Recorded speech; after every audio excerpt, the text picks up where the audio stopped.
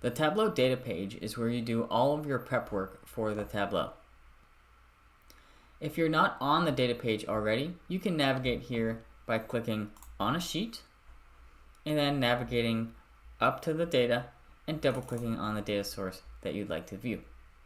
On the left, you have the ability to add connections. Right now, I'm connected to Sample Superstore.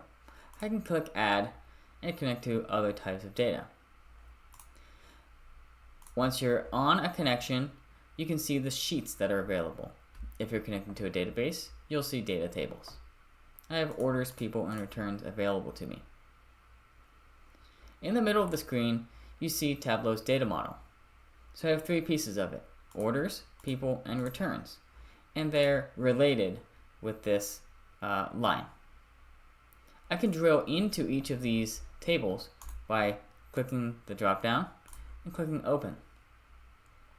The orders part of the table, part of the data, is just the orders sheet in the Superstore data.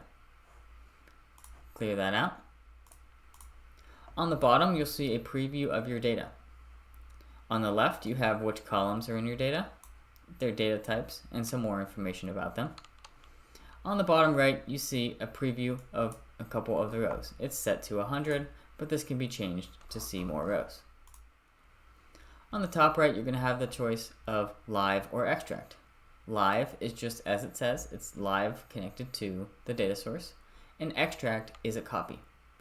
If you click extract, Tableau is going to take a copy of your data and use it in the workbook. You can refresh the extract periodically.